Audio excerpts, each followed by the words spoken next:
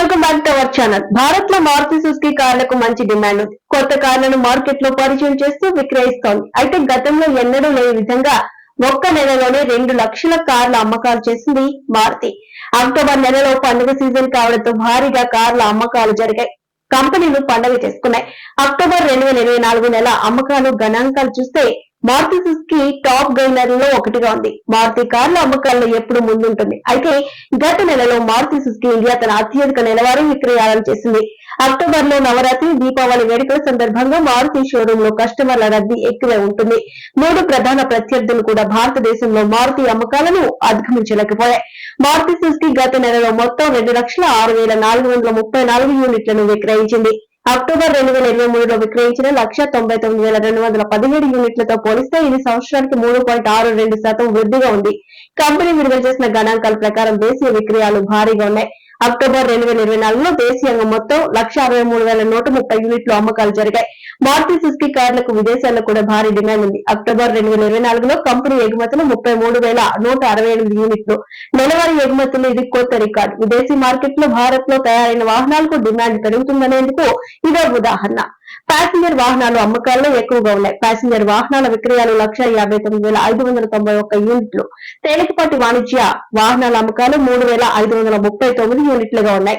దేశీయ ప్యాసింజర్ వాహన విక్రయాలు అక్టోబర్ 2023 కంటే కొంచెం తక్కువగా ఉన్నాయి. దేశీయ విపణిలో ప్యాసింజర్ వాహన విక్రయాలు అక్టోబర్ 2023లో చూసుకుంటే 1,68,047 యూనిట్లుగా ఉన్నాయి. సెప్టెంబర్ 2024 అంతకు ముందు నెలతో పోలిస్తే 10.09% వృద్ధి నమోదైంది.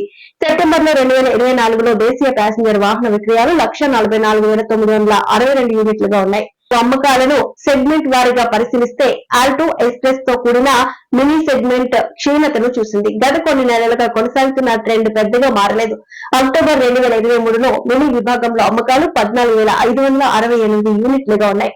కానీ అక్టోబర్ 2024లో అమ్మకాలు 10,687 యూనిట్లకు పడిపోయాయి. Swift, WagonR, Baleno, Celerio, Dzire, Ignis వంటి కాంపాక్ట్ కార్లకు కూడా డిమాండ్ తగ్గింది. అక్టోబర్ 2023లో విక్రయించిన 80,662 యూనిట్ల అమ్మకాలు జరగగా గత నెలలో అమ్మకాలు 65,948 యూనిట్లకు తగ్గాయి.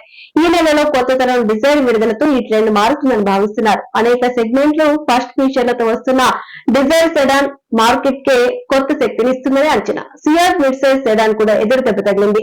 అక్టోబర్ 2023లో విక్రయించిన 695 యూనిట్ల నుండి గత నెల విక్రయాలు 659 యూనిట్లకు పడిపోయాయి. గత నెలలో కూడా యూటిలిటీ వాహనాలే మారుతికి బలంగా నిలిచాయి. ఫ్రాన్స్, బ్రెజా, ఎర్టిగాలతో పాటు Maruti Jimny, Invicto, XL6 model ను మెరుగుపరిచింది. యూటిలిటీ వెహికల్ విభాగంలో అక్టోబర్ 2023లో అమ్మకాలు 59,147 యూనిట్లుగా ఉన్నాయి. కానీ గత నెలలో 70,644 యూనిట్లకు ఎగబాకింది. కమర్షియల్ వెహికల్ సెగ్మెంట్ విషయానికి వస్తే మారుతి గత నెలలో 3,539 యూనిట్లు డెలివరీ చేసింది. అక్టోబర్ 2023లో 3,894 యూనిట్లు అమ్ముడయ్యాయి. మారుతి టయోటాకు రీబ్యాడ్జింగ్ అమ్మకం కోసం కొన్ని కార్లను సరఫరా చేస్తుంది. వీటి విక్రయాలు కూడా పెరిగాయి. అక్టోబర్ 2024లో టయోటాకు మారుతి 10,136 కార్లను ఇచ్చింది. అక్టోబర్ 2023లో విక్రయించిన 5,325 యూనిట్ల కంటే ఈ పెరుగుదల దాదాపు రెట్టింపైంది.